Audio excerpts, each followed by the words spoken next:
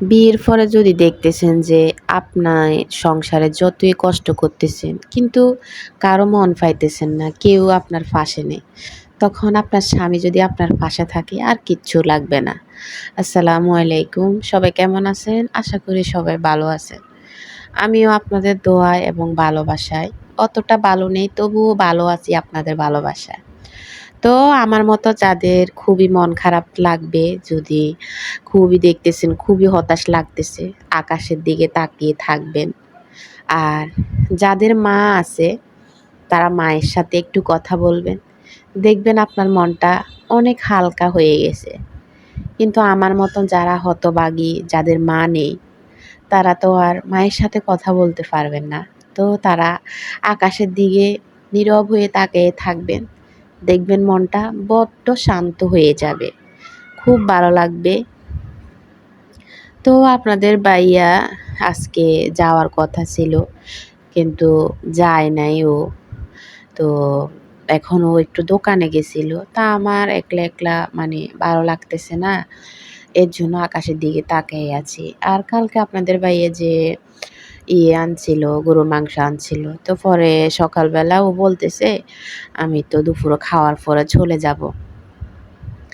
পরে আমি বলতেছি আচ্ছা ঠিক আছে, তাহলে আমি রান্না বসাই দিই। এখন আমার হয় কি, আমার কিছুক্ষণ পর পর জ্বর আসে, পুরা শরীর ব্যথা করে, মানে কিছুক্ষণ পর পর জ্বর আসে। আমি সকালবেলা তো ওষুধ দিয়েছি 2 বেলা করে, অ্যান্টিবায়োটিকও খাইতেছি, কিন্তু আমার মানে অসুখটা সারতেছে না, জ্বর শরীর ব্যথা এগুলা প্রচণ্ড করতেছে। তো আমার সকালবেলা মানে ওষুধ খাওয়ার আগ দিয়ে আবার জ্বর আসছে। জ্বর আসার পরে এখন আপনাদের ভাইয়া বলতেছে তোমার যে অবস্থা, এখন আমি তোমাকে এভাবে রেখে বা কিভাবে যাব? এখন আমি তোমাকে এভাবে রেখে গেলেও তো মন টাঙ্গা থাকবে, এখন যাব কি যাব না? পরে আমি বলছি যে তাহলে ভাইয়ার সাথে কথা বলে দেখেন ভাইয়া কি বলে। পরে বলতেছে আচ্ছা ঠিক আছে। তারপর আমার ভাইয়ার সাথে কথা বলছে আর বলছে যে ওরে ডাক্তারের কাছে আবার নিয়ে যান, আর যদি ডোজ লাগে ডোজ আনে দেন। আর আপনাদের ভাইয়ারও ওই যে কোমরে একটু মানে মাংস পেশিতে মানে টান খাইছে। ওর ওই যে আগে গাড়ি চালাইতো, যে মানে ও তো গাড়ি চালায়, তো গাড়িতে বসে থাকতে থাকতে ওর কোমরে একটু ব্যথা করে, আর মাংসপেশিতে মানে ছাপ খাইছে। তো ওই ব্যথাটা মানে এখানে আসার পরে ওই যে শোয়া বসার যে এর জন্য মানে এটা ব্যথাটা এখন বেড়ে গেছে। কারণ চট্টগ্রাম গেছে, ওখানে তো তখন দাঁড়ায় দাঁড়ায় ছিল, তখন এই সমস্যাটা ছিল না। এখন বাসায় আসার পরে রেস্ট আছে, তো এর জন্য এই সমস্যাটা দেখা দিছে। পরে বলতেছে ভাইয়া বলতেছে আপনিও ওষুধ খান, তাহলে আর ওরও ডাক্তার দেখান। পরে আমি কি করব, আমার পুরা শরীর ব্যথা, জ্বর এসেছে, কতক্ষণ শুয়েছিলাম। কাঁথা গায়ে দিয়ে আপনাদের ভাইয়া কাঁথা গা দিয়ে দিছে। পরে শুয়ে থাকার পরে শোয়ার থেকে উঠছে, উঠে এখন মাংস ভিজাইছি, আর মানে আলু কুটছি, পেঁয়াজ কুটছি, এখন পেঁয়াজ মানে বাটবো একটু, আর জিরা বেটে নিয়েছি। আমি আসলে মশলাগুলো বেটে দিতেই পছন্দ করি। ও যে গুঁড়া মশলা খেতে পারি না, গুঁড়া মশলা আমার কাছে ভালো লাগে না, ঝোলগুলো কেমন মানে আলগা আলগা থাকে। এর জন্য আমি মানে এগুলা বেটে নিছি। বেটে নেওয়ার পরে এদিকে এখন শরীর যতই অসুস্থ থাকুক না কেন, এখন স্বামী আসছে, স্বামী আবার চলে যাবে, এখন ওকে তো ভালো মন্দ করে একটু খাওয়াতে হবে। এখন নিজে যতই অসুস্থ হই না কেন, ভালো মন্দ তো করে খাওয়াতে হবে।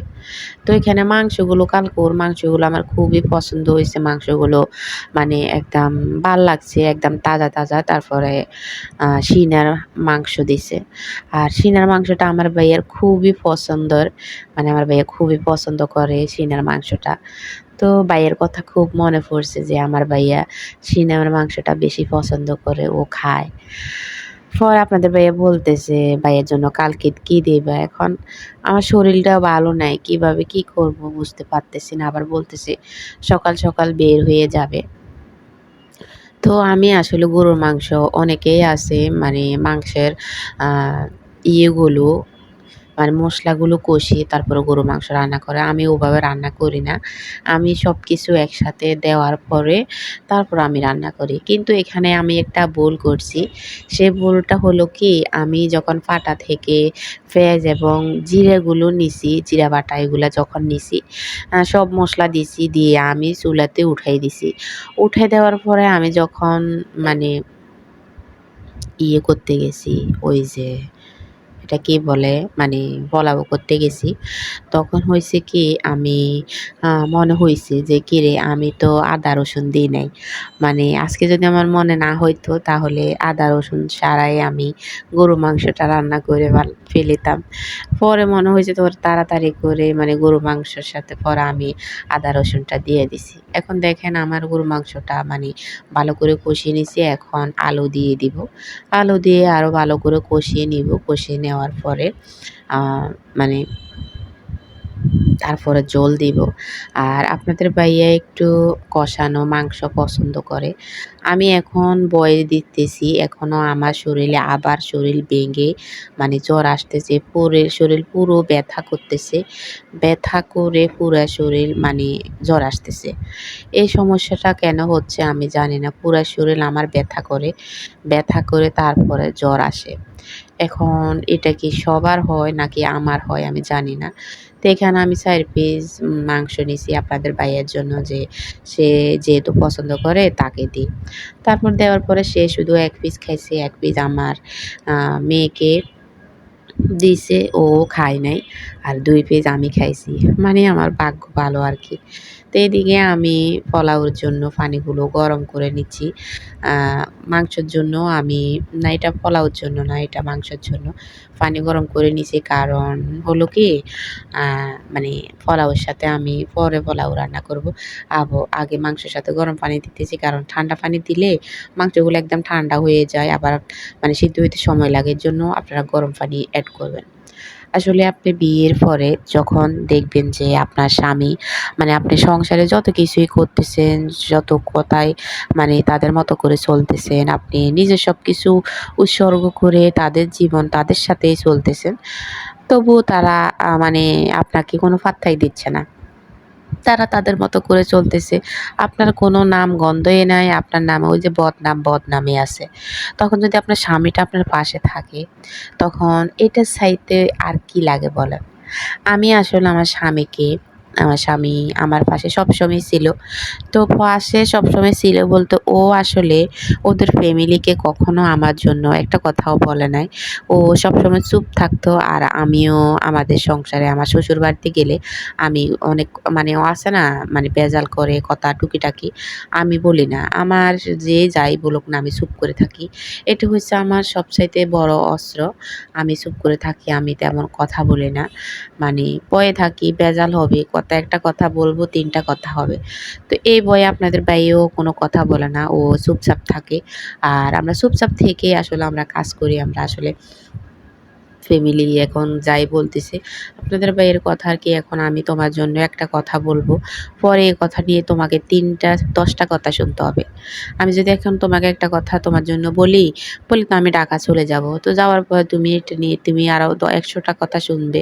তো তাই জন্য আমি তোমার জন্য কোনো কথাই বলি না। চুপচাপ করে তুমিও শুনে থাকো। একসময় দেখবা সবকিছু বন্ধ হয়ে যাবে। তো এরকম আরকি, এরকম ছিল। পরে আমি তো আপনাদের ভাইয়ের সাথে ঢাকায় চলে আসি। ও অসুস্থ, এর জন্য ওর কাছে আমি চলে আসি আর ওর কাছেই আছি। আসলে আমি বেশিরভাগই অসুস্থ হয়ে যাই।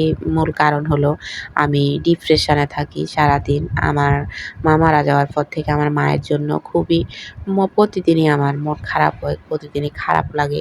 ওই থেকে আমি সবসময় মনমরা হয়ে থাকি। মনমরা হয়ে থাকার কারণে আমার মায়ের জন্য মানে মনমরা হয়ে থাকার কারণে আমি অসুস্থ বেশি হয়ে যাই। সবসময় আমি কান্না করি। এমন একটা দিন নাই যে আমি কান্না করি না। প্রতিদিনই আমি কান্না করি। তো আমার মনে হয় এর জন্যই মানে আমি অসুস্থ হয়ে যাই। কিন্তু আপনাদের ভাইয়া তো জানে না। জানলে আমাকে অনেক বকা দিত যে, "তুমি এভাবে কেন কষ্ট পাইবা? কষ্ট পেয়ে তুমি কেন নিজের জীবন নষ্ট করতেছ?" এখন বলেন, মা তো মাই। এখন মায়ের জন্য মায়া হয়, মায়ের জন্য সবসময় মন খারাপ হয় যখন দেখি রাস্তা দিয়ে কেউ